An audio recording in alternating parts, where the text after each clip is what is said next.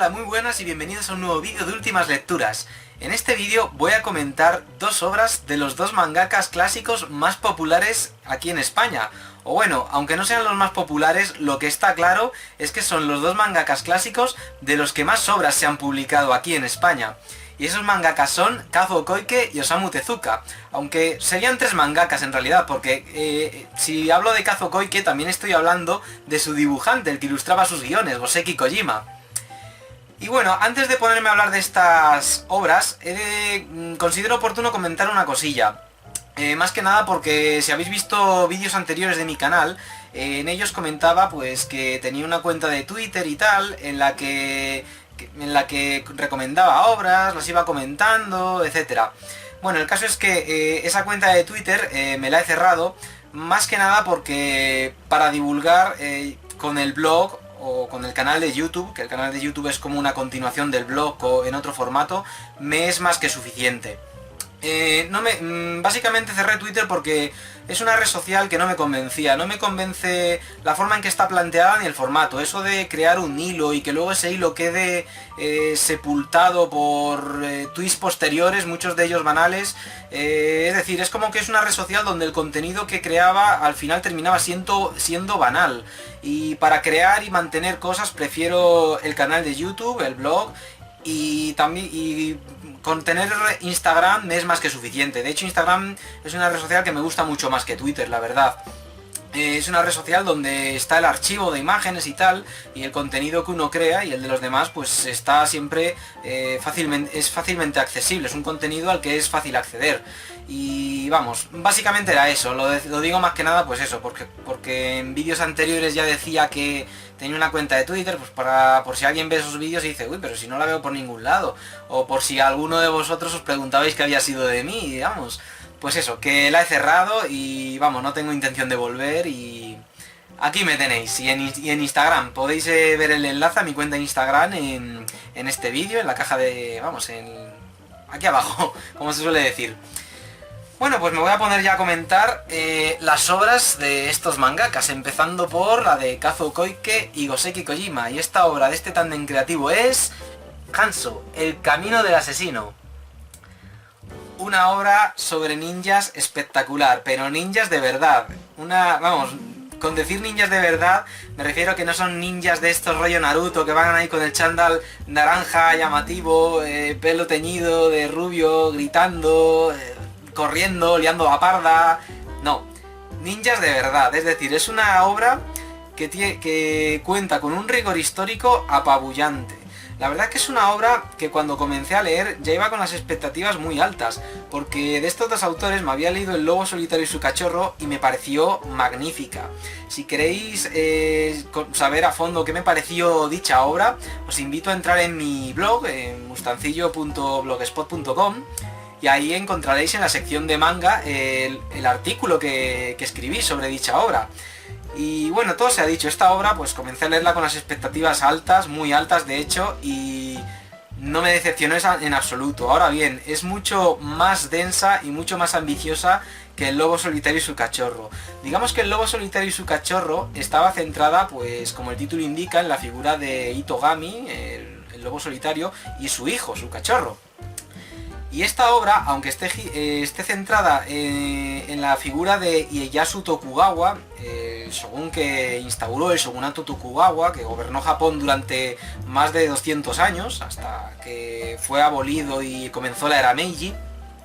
Vamos, cuando Japón abrió lo que es el comercio con el extranjero, dejó de ser un país hermético, se modernizó, etcétera, etcétera. Bueno, pues aunque la historia de este manga esté centrada en esos dos personajes, en Ieyasu Tokugawa y en Hanzo, su fiel ninja a su servicio, pues es una obra en la que también se dan cita otros personajes históricos, como Hideyoshi Toyotomi, Nobunaga Oda, el unificador, y muchos más. La verdad es que es una obra que en muchos momentos hace que el lector se sienta abrumado ante tanto personaje, tantos nombres, tantas intrigas palaciegas, porque claro, es un manga ambientado previo a la gran batalla de Sekigahara, vamos, previo al establecimiento del shogunato Tokugawa, y era una época en la que Japón estaba completamente dividido, había guerras civiles cada 2 por 3 a lo largo y ancho del país, y la verdad es que el lector a veces se siente apabullado y ante tantos datos, ante tantos nombres de generales, tantos nombres de personajes históricos. Pero es curioso porque Kazuo Koike es un guionista de los mejores que han existido, y hace que el lector, a pesar de ello, siga leyendo con interés y se quede con lo importante sin ningún problema. Para explicarme mejor voy a poner un ejemplo. No sé si bueno, voy a dar por hecho que sí, porque es una obra muy famosa. Seguro que muchos de vosotros habéis leído Juego de Tronos o habéis visto la serie Juego de Tronos. Vamos, Canción de Hielo y Fuego. Pues, ¿no sabéis eso cuando George R. Martin comenzaba a enumerar un porrón de casas con sus estandartes y tal, y el lector pues era una de joder, no me estoy enterando mucho, sigo leyendo y tal, pero aún así George R. Martin conseguía mantener al lector enganchado y vamos, intrigado? Pues lo mismo pasa con este manga. Enumeran un porrón de personajes históricos, a veces el lector se pierde, pero aunque se corte ese hilo que une al lector con la historia, el lector en el fondo sabe que está en buenas manos, sabe que está en las manos de un guionista, de un escritor competente, y por eso sigue leyendo con interés. Sabe que de un momento a otro el autor le va a ofrecer algo que le va a encantar, que le va a impactar, y no defrauda el escritor, eso lo ofrece. Y es una obra que engancha, ya digo. También, todo se ha dicho, es una obra con la que cuesta ponerse, es decir, que uno mientras la lee se siente atrapado por la narrativa de este autor, pero al poco de comenzar a leer, a los 10 minutos ya está enganchado, y ya ahí es difícil dejar de leer. Es curioso, es una obra que engancha pero con la que cuesta ponerse, es decir, terminas de leer un tomo y no te apetece agarrar el siguiente y seguir leyendo, sino que te da un poco de perecilla, pero en el momento que empiezas a leer, te atrapa. Es una cosa muy curiosa esto. Y bueno, Hanzo, el camino del asesino, pues es una obra que ofrece un retrato de época de lo más fiel a la realidad, es decir, es una obra que refleja toda la crueldad de aquella época. Cómo eran estos señores feudales que gobernaban, estos clanes enfrentados, cómo eran estos militares que estaban ahí aliándose entre ellos, intentando unificar el país para luego conquistarlo. Una de las cosas que más me gustan de esta obra es que Kazuo Koike no te dice, este personaje es el bueno, este es el malo, no, es decir, el protagonista es Ieyasu Tokugawa y Hanzo, pero no te está diciendo que son buenos. De hecho, hacen algunas cosas que dices, madre mía, esto es totalmente inmoral, qué burrada, es decir...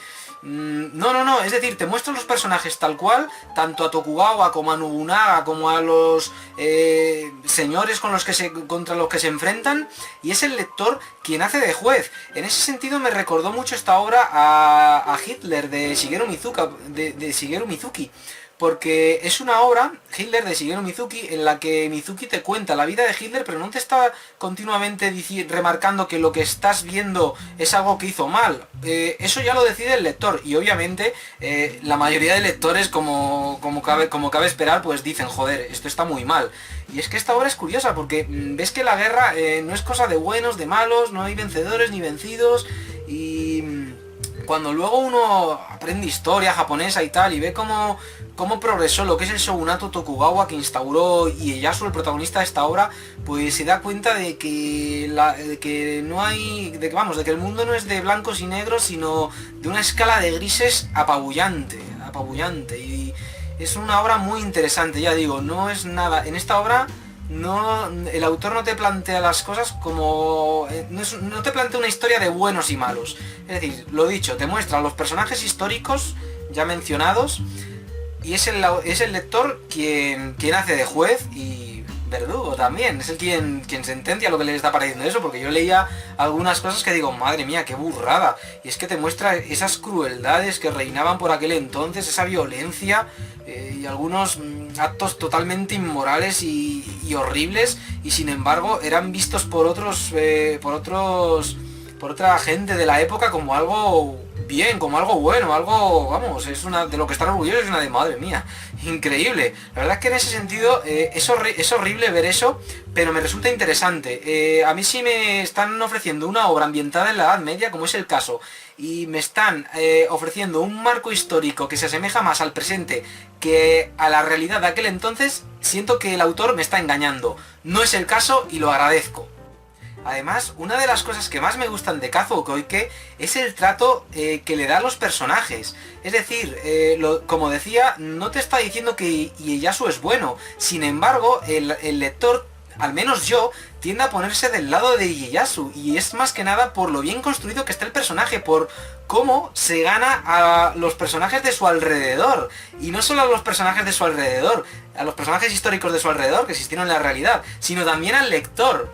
Esto me encanta, es decir, el que un mangaka te ofrezca a unos personajes y es el lector quien decide de parte de quién ponerse, es algo que me encanta. Es algo que, para que me comprendáis, lo que pasa en Death Note, que el lector decide de qué lado ponerse, si del lado de Light Yagami o de L.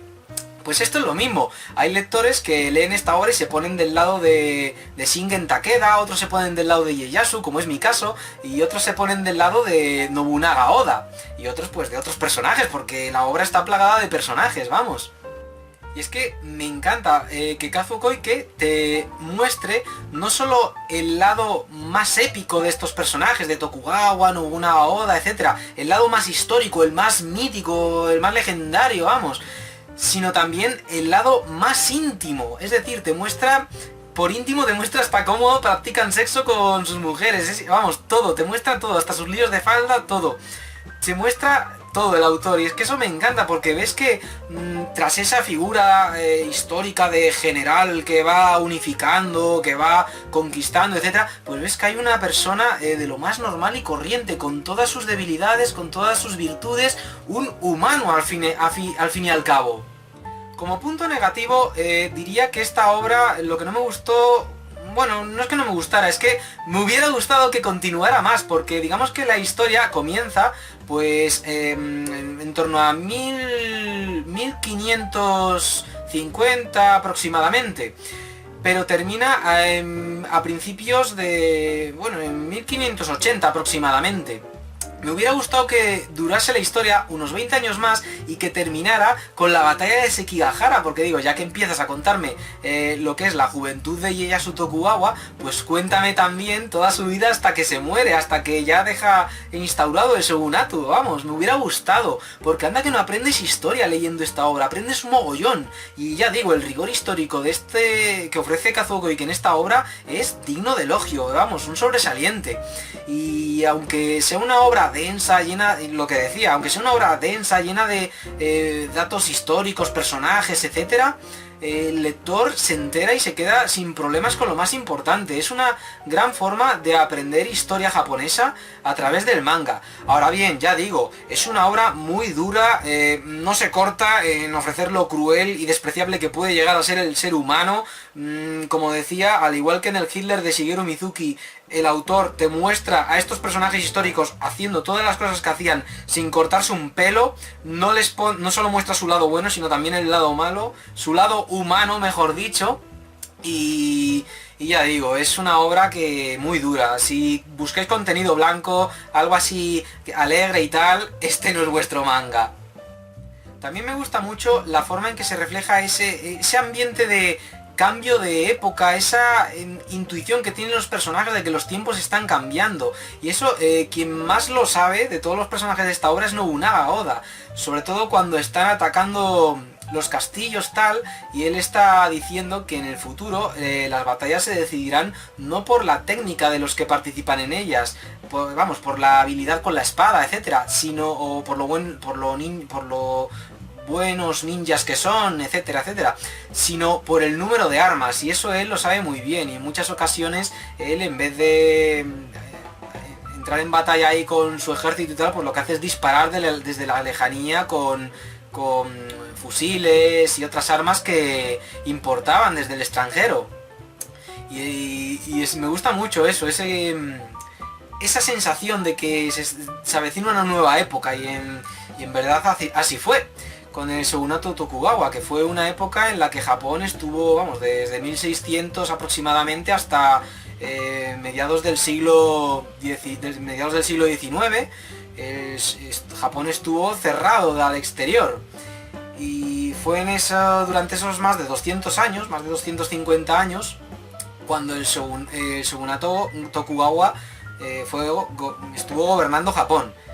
Y bueno, ¿qué pasa cuando tienes ahí al mismo gobierno gobernando durante muchos años? Pues ¿qué pasa? Que digamos que comienza a surgir lo que es pues, es como... se corrompe, comienza a surgir la corrupción y al final entra...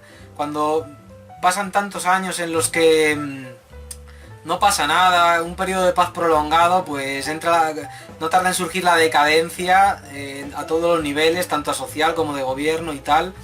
Vamos, comienza a surgir una decadencia tanto social, a nivel de los gobernantes y tal, y se termina colapsando y claro, más si eres un país cerrado, el mundo sigue girando. Y a donde quiero llegar es a la siguiente obra que voy a comentar en este vídeo, que es El árbol que da sombra, de Osamu Tezuka. Si bien en Hanzo, el camino del asesino se nos cuenta cómo se estableció, o mejor dicho, porque no llega a la batalla de Sekigahara, cómo se comenzó a gestar lo que es el shogunato Tokugawa, cómo se fue unificando Japón, gracias a Nobunaga, Oda, etc. Pues El árbol que da sombra nos cuenta la caída del shogunato Tokugawa. Y es lo que estaba comentando antes, hace nada, que cuando un gobierno está gobernando tanto tiempo y encima cerrado al resto del mundo, pues termina entrando en un estado de decadencia. Y es ahí cuando Tezuka hace en esta obra una metáfora que me parece genial. En esta obra se titula El árbol que da sombra. Y ese árbol al que hace referencia Tezuka en el título de esta obra es el shogunato Tokugawa, y lo compara Tezuka en esta obra, compara el shogunato Tokugawa con un árbol que está ahí en una solana, un árbol poderoso, pero solo en apariencia, porque por dentro ese árbol está hueco y carcomido por las termitas, y esas termitas, Tezuka hace la metáfora de que son pues los corruptos, los gobernantes corruptos que han proliferado, cada vez son más, y el shogunato Tokugawa pues que de puertas afuera parece fuerte, pero basta un simple golpe para derribarlo. Y este manga pues está ambientado a mediados del siglo XIX, que es cuando Japón entró de lleno en la era Meiji. Y este manga pues comienza un año después de que el Comodoro Perry llegara desde Estados Unidos a Japón y obligara a los japoneses a abrir el comercio de cara al exterior, vamos, a abrir las rutas comerciales. Y está ambientada este manga en ese periodo, desde que un año después de la llegada del Comodoro Perry con sus barcos negros, con los que podía haber arrasado Japón si se negaban a ese acuerdo que él proponía, el establecimiento de la era Meiji. Empieza justo un año después de lo del Comodoro Perry y termina, pues, es decir, empieza ofreciéndonos un Japón medieval con los samuráis y tal, y termina pues con el ferrocarril, esos edificios de corte occidental y tal. Y esta obra para mí es genial, o sea, no es la primera vez que la leo, es una relectura, y he dicho... no suelo recomendar todo lo que releo en esta sección de últimas lecturas, pero lo voy a hacer más a menudo y esta ocasión lo merece. Este manga es impresionante, es decir, Osamu Tezuka ya sabéis que es mi mangaka favorito. Y voy a decir que esta obra es, junto con Adolf y Buda, lo mejor que ha hecho Tezuka, lo mejor. Para mí, Adolf, El árbol que da sombra y Buda son el triunvirato de Osamu Tezuka. Las obras que simbolizan su madurez como autor, en las que ves cómo sus técnicas narrativas, su estilo de dibujo, etcétera, han evolucionado un montón respecto a lo anterior. Basta con coger un tomo de Blackjack, por ejemplo, o de Astro Boy, y luego coger un tomo de Adolf o del árbol que da sombra y ver cómo el estilo de este mangaka cambia, es decir, es un estilo ya más noventero, más sin dejar de ser Tezuka, claro. Bueno, esta obra, pues como venía diciendo, trata pues eso, sobre cómo Japón se comenzó a abrir al exterior y cómo el shogunato Tokugawa pues no quería ceder el poder al emperador. Digamos que hubo guerras civiles, más que nada entre dos facciones, que era los que estaban a favor del emperador y los que estaban a favor del shogunato Tokugawa, que estaba en las últimas. Y bueno, esta es una obra densa, no tanto como Hanzo. Cuenta con un rigor histórico de 10, vamos, al igual que Hanzo, una obra con un gran rigor histórico, pero ya digo, no se atraganta para nada, engancha un montonazo y el lector aprende una historia, aprende cómo, pues un montonazo de cosas, como por ejemplo, cómo los japoneses comenzaron a relacionarse con extranjeros, que me hace mucha gracia además.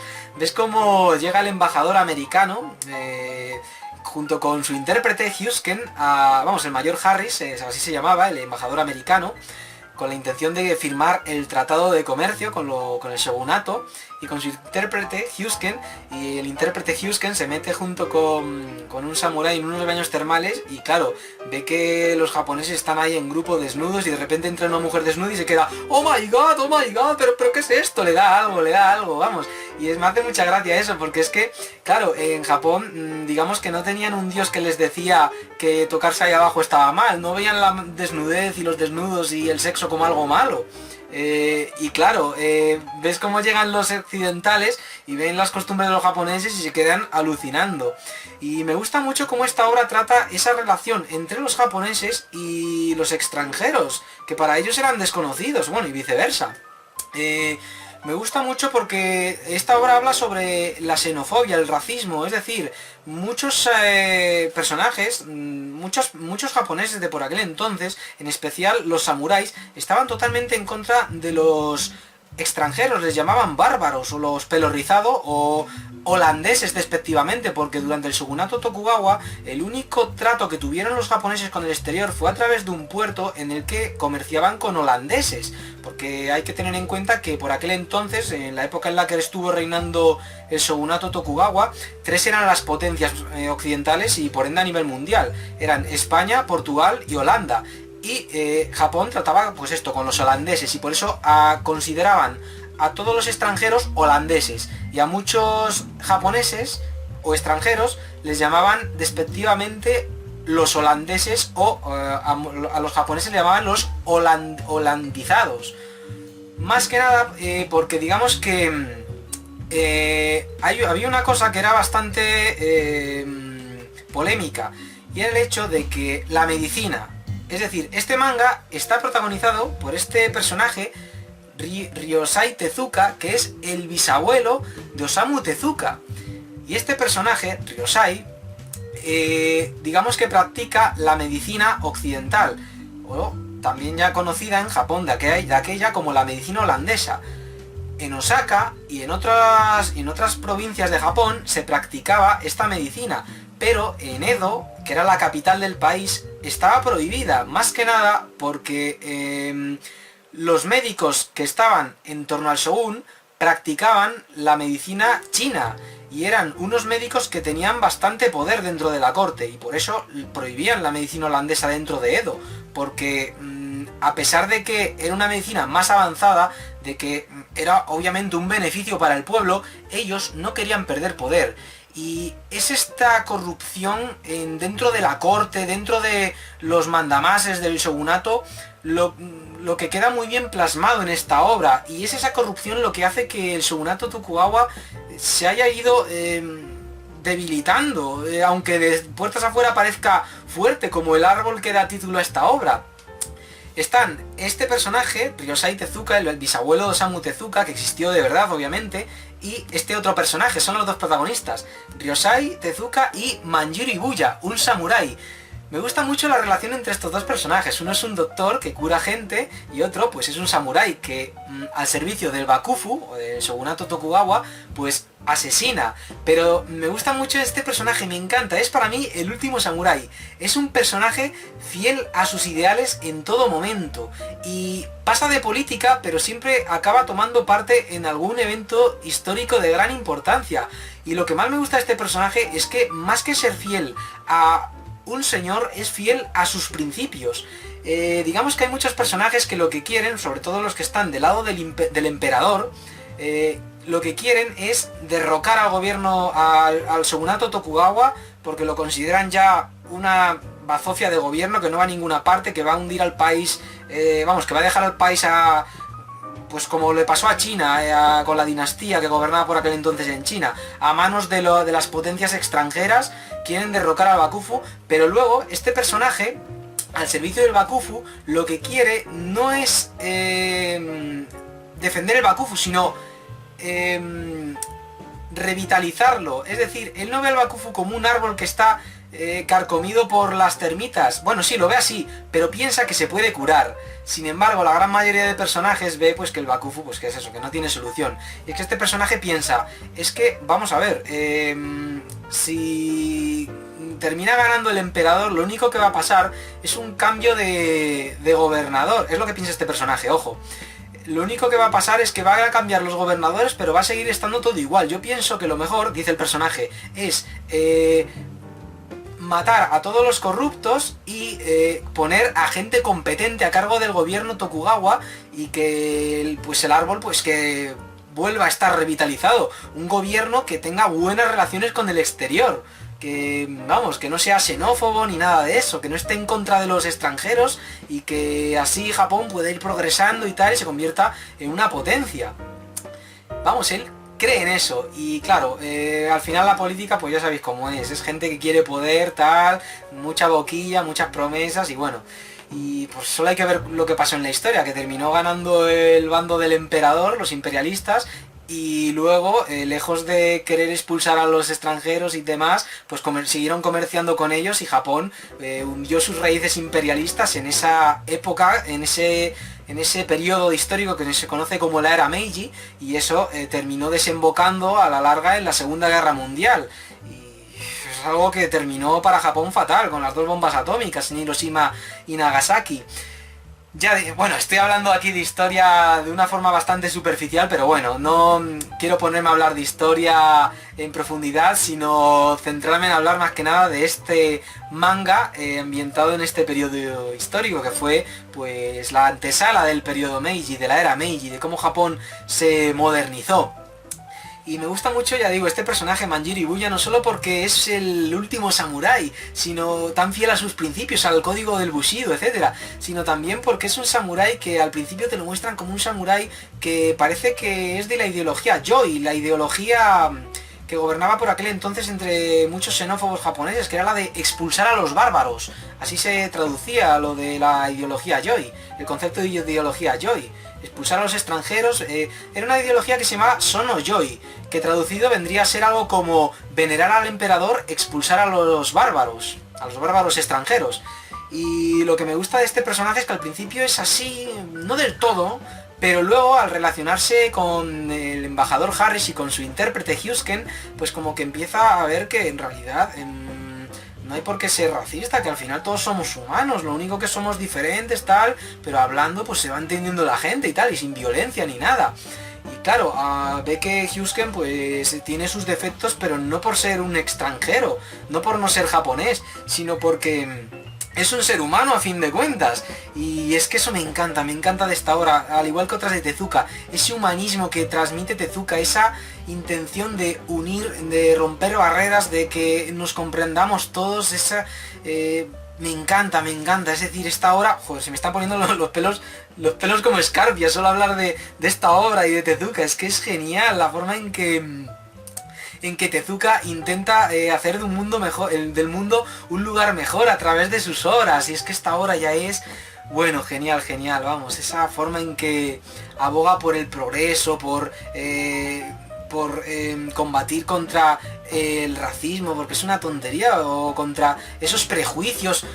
Por ejemplo, los japoneses que aparecen por aquí, los que practican la medicina china, se creían, y así lo difundían entre el pueblo, que la medicina holandesa, que era algo terrible, que las vacunas traídas del exterior, a pesar de ser algo obviamente bueno, era algo malo, porque según los japoneses estos que practicaban la medicina china y tenían gran poder dentro del shogunato, decían, y el pueblo se lo creía, que las vacunas convertían a la gente en vacas, y la gente se lo creía. Y claro, luego la gente pues ve que las vacunas, pues desde Osaka y tal, que es ahí donde se funda una escuela a la que va a aprender este personaje, la escuela de Maese Koa Nogata, una escuela que aún sigue en pie hoy en día. Pues la gente ve que las vacunas son algo bueno, y ven que la medicina holandesa, que es incluso mejor que la china, que consiste en tomar ahí pócimas o encomendarse a los dioses y demás supersticiones. Y claro, al final pues el tiempo hace a pesar de que los médicos chinos estén ahí en plan, no vamos a permitir que la medicina holandesa acabe desbancando a la china, que es mejor, pues al final el tiempo acaba demostrando, es que al final el progreso se acaba imponiendo sobre las ideas retrógradas, es así. Y esta obra lo refleja muy bien, vamos, lo refleja muy bien. Eso sí, es una lástima ver cómo el progreso cómo las cosas van mejorando, pero por desgracia hay mucho derramamiento de sangre hasta que se produce ese progreso. Y en esta obra pues podemos ver muchas de esas batallas, muchas de esos conflictos que hubo, esas guerras civiles que hubo durante la guerra Meiji, incluso, vamos, entre el Han de Chosu y Satsuma contra el emperador y contra, vamos, hubo muchas movidas ahí, vamos. Bueno, no, del Han de Chosu, me estoy liando un poco, ya dije, mejor no hablar un poco de historia porque me lío, no soy historiador, pero vamos, hubo una guerra civil ahí, la guerra... Ya la antesala de la guerra Meiji fue una guerra civil, solo hay que ver entre el Bakufu Tokugawa y los imperialistas. Y bueno, al igual que Hanzo, como podéis ver, son dos obras muy relacionadas entre sí, por eso he titulado este vídeo Auge y dos obras Auge y caída del shogunato Tokugawa, porque una es una obra que te cuenta pues cómo fue ascendiendo y tal, cómo fue asentando su poder en Japón, cómo convirtió a Japón en una sola nación y no una nación llena de ejércitos enfrentados, y la caída de ese shogunato, de cómo con el paso de los años pues se fue corrompiendo hasta el punto de que fue pues como el árbol que da título a esta obra, un árbol carcomido por dentro y que bastaba un empujón para que cayese. Y también me gusta, al igual que Hanzo, la forma en que reina esa sensación de cambio de época, de cómo Japón es un país que ha quedado súper atrasado respecto al resto del mundo, y de cómo los personajes intuyen que en 10 años su situación va a ser muy diferente de la presente. Por eso es que me encanta, vamos, esta obra, que empieza ahí en el Japón medieval y luego que termine con un Japón que en poco tiempo pues ya tiene ferrocarril, edificios ahí construidos con cemento y piedra en lugar de con madera y tablas. Y bueno, el resto es historia, es increíble que Japón pasara de ser... A mí es una de las cosas que más me fascinan de Japón. El hecho de que en 40 años, desde que cayó el shogunato Tokugawa, como se nos cuenta en esta obra, desde que cayó el shogunato Tokugawa hasta principios del siglo XX, se convirtiera en una potencia que nada tenía que envidiar al resto de potencias occidentales respecto a las cuales tan atrasado estaba el país, porque es que en 40 años fue capaz de igualarse al resto de potencias y ganar incluso a la Rusia imperial. Eso es increíble, que un país medieval en 40 años pudiera progresar tanto hasta el punto de derrotar a la gran Rusia imperial de los zares, vamos, la Rusia previa a la Unión Soviética, en una guerra. Es increíble, vamos, es increíble lo de este país, esa forma que tiene de progresar. Y bueno, no es el único ejemplo. Después de la Segunda Guerra Mundial, que en 40 años Japón pasara de ser un país arrasado a ser un país puntero con tecnología punta, es algo que me deja fascinado, y la verdad es que es algo digno de estudio y que me causa gran interés, y yo pienso que es algo que no solo a mí me fascina de Japón, sino también a muchos, vamos. Ya digo, el árbol que da sombra es, junto con Adolf y Buda, de lo mejor de Osamu Tezuka. En el momento que hago este vídeo, en julio del 2018, esta obra está agotada, pero yo creo que es cuestión de tiempo que Planeta de Agostini, sobre todo si las ventas de Blackjack y Astro Boy y estas obras que va a editar del autor en tapa dura, en tomos tochos y bien económicos, digáis lo que digáis, porque son muchas páginas y están a buen precio y encima en tapa dura, yo pienso que esta obra terminará reeditándola también. Si no queréis esperar, pues podéis encontrarla por el mercado de segunda mano, que en páginas como Wallapop o Colección, eBay, suele estar por ahí a la venta y ya digo, es una obra que vale la pena. Aprenderéis un montón de historia, conoceréis a un montonazo de personajes históricos y aunque sea una obra densa, pues digo lo mismo que Hanso, engancha de lo lindo. De hecho esta engancha incluso más que Hanso y no resulta tan... y me gusta mucho porque digamos que no es tan cruenta, no refleja una época tan cruel como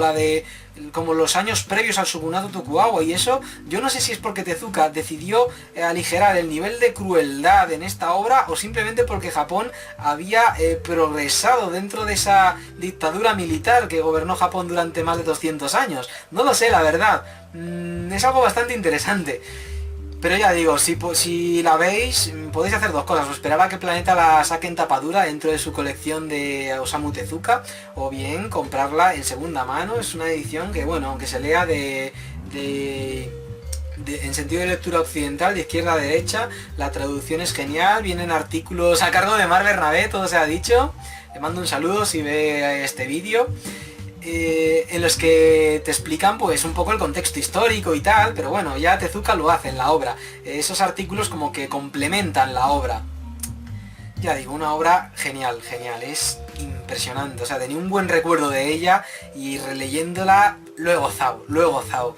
Me ha gustado tanto o incluso más que la primera vez, porque claro, la primera vez que la leí yo sabía mucho menos de Japón y ahora como que la he degustado incluso más. Vamos, es increíble. Y cómo me fastidia, por cierto, esto de decir a margen, haber estado cuando estuve en Japón, cerca de la tumba de algunos personajes de los que aparecen en este manga y no haberla visitado por no saber que estaba que estaba ahí al lado, por no saber dónde estaba situada exactamente. Y luego dije, joder, pero si estuve al lado, detrás de la estación de Ueno, hay una tumba donde un símbolo a los caídos en la última batalla que aparece en este manga, y yo que pude haberla visitado, que me sobró tiempo, que estuve por esa zona haciendo tiempo y todo en una cafetería y tomando un café, no la visité porque no sabía que estaba precisamente ahí. Y yo, ay, lo que hace, si lo hubiera releído antes de ir. Es curiosidades que comenten estos vídeos. Hanso, el camino del asesino y el árbol que da sombra. Auge y caída del shogunato Tokugawa. Dos obras impresionantes, de gran madurez. Vamos, estos dos autores yo creo que... Vamos, todo se ha dicho, esta obra también representa la madurez de Kazuo Koike y Goseki Kojima como autores, y esta representa la madurez como autor de Tezuka. Yo creo que son, vamos, de lo mejorcito de ambos autores. De lo mejorcito de Kazuo Koike y de lo mejorcito de Tezuka. Os las recomiendo, os las recomiendo. Así que nada, si os ha gustado este vídeo, dadle a like, compartidlo y muchas gracias por verlo o escucharlo, en el caso de que lo hayáis puesto mientras hacéis la comida, limpiáis, etc. Así que nada, muchas gracias por escucharme o por verme. Nos vemos en el siguiente vídeo. Adiós.